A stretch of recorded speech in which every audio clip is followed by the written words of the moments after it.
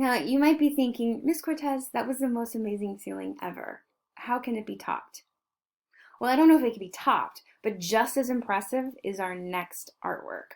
It is done by this man here, Fra Andrea Pozzo. Now, Andrea Pozzo, you can tell by his name, Fra means friar, so he's of an order. He was a Jesuit monk. He was an extremely talented painter as well. He was an extreme master of perspective and illusion. He even wrote a book about it.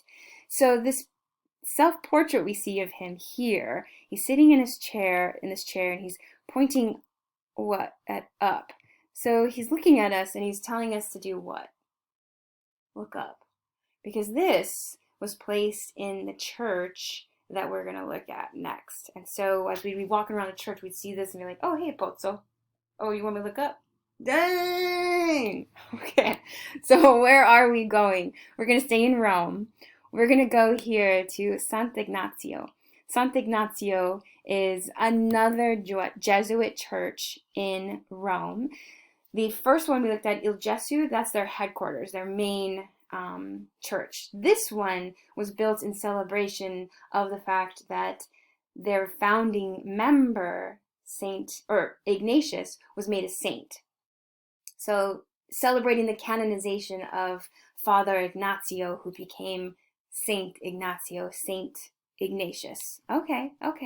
So he started the Jesuit order. This church is dedicated to him, and it also has an extremely impressive ceiling. So let's walk inside. Oh, keep in mind, because after quarantine, I need you guys to travel the world, experience all of this art. When you go to Rome, all of the churches are open to the public and free, meaning you can go in, be respectful, and appreciate all the art that we're looking at in this class. I emphasize free because while other places in Italy, the churches may be open to the public, they often will have some kind of a fee attached. Rome, because it is such an extremely important pilgrimage site for a lot of people, it's free and open to the public. So let's pretend that we're there together on this fancy field trip to Rome. We're going to walk in the doors, and I'm going to tell you to stand right here. There's a brass disc on the floor of the church, and it wants you to stand right there, because when you do, and you look up, what? Yes, I know. The illusion, or the trompe-l'oeil here, is as if there's like no ceiling. It's just like burst open to heaven. That this church, you see the windows, and you see some architecture. It looks as if the church is just exploding or extending upwards, up into heaven. And then heaven is coming down into the church.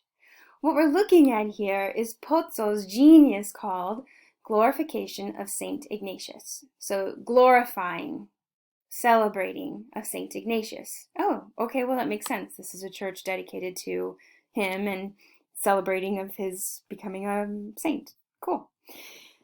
This is impressive for many reasons, but first is the use of perspective. The ceiling seems to dissolve. In reality, it's a fairly shallow ceiling. Do you see it here? Look at that line. That's the line of the ceiling. So it is a domed ceiling, but it's a fairly shallow dome. All that you are experiencing is the warped perspective lines that, standing in that brass circle, come together to create that illusion of space. This type of illusionistic architecture is, where's your vocabulary term? Oh, I'll get to it. There's another vocabulary term I want to show with this piece. But there's our trompe-l'oeil. I pulled back here because you see this right here, right there? Looks like a dome, right? You got a nave and then a dome. That dome, it's not a dome. It's paint. What? Yeah, Pozzo also painted this. I know, it's insane. So this is a very shallow space that he's painted to look like this very tall dome with a lantern on the top. It's cheaper to do paint than to build it in reality, right? And Pozzo's so good at it. So it's just more fantastic Pozzo work. But the vocabulary term I wanted to introduce you to with the illusionistic architecture is this over here, quadratura. Quadratura means foreshortened illusionistic architecture in a ceiling painting's design that looks like it extends past the confines of the room. So he's taken the structure of the windows, and then you see how he's echoing it with these false arches. And this false arch here, he extends the shape of the church using quadratura to make this fake architecture. It's insane. I told you the dude wrote the book on perspective, and he does it really, really well. Oh man, it's I've been there before, and it does not disappoint. I promise. I promise you that.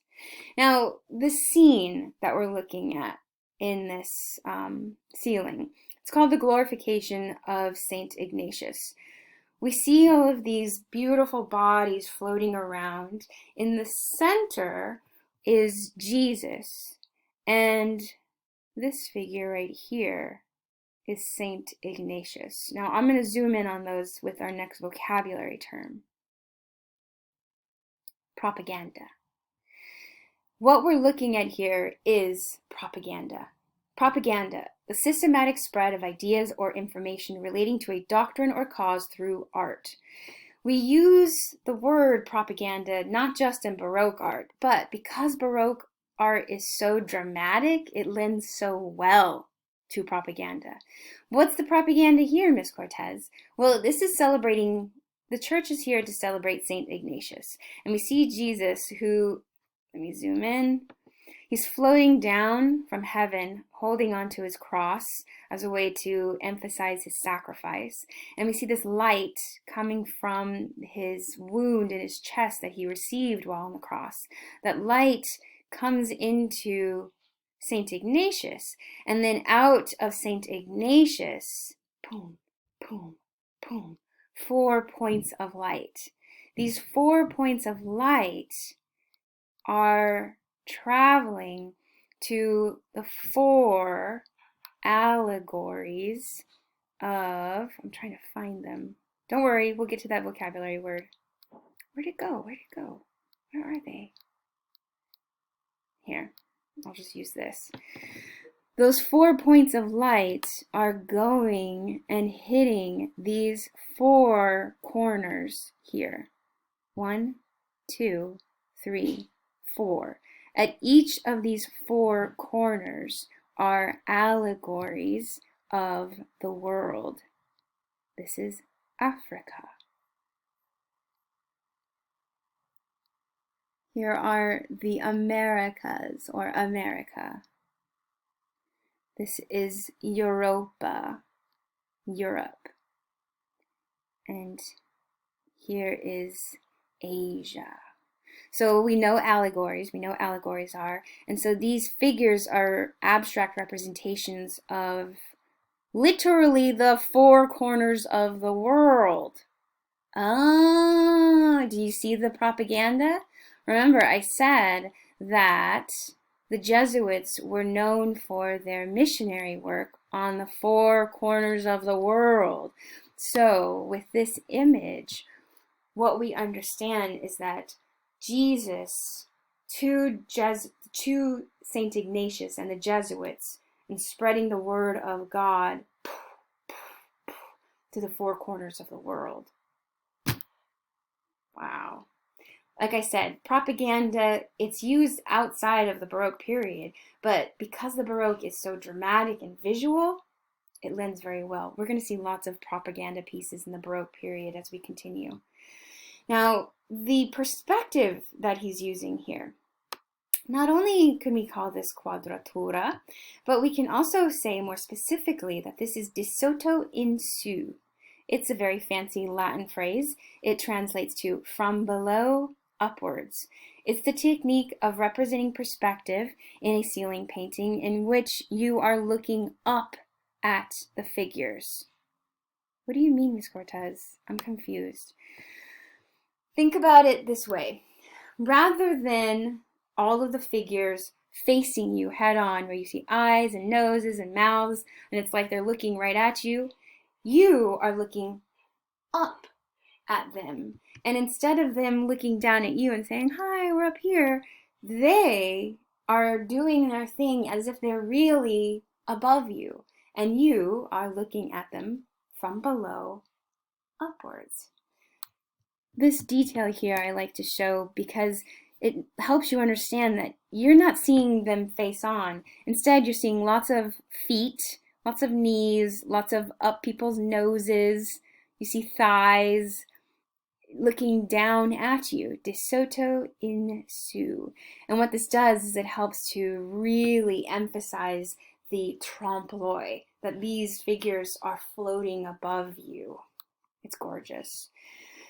Look at that. Beautiful, beautiful, beautiful. So I want to stop here for now and just kind of behind the scenes look of my recording. I'm going to stop right now. I'm going to have dinner and then I'm going to come back and I'm going to record later. So if the lighting is a little different for our last couple of videos, that's why. All right, I'll see you after dinner.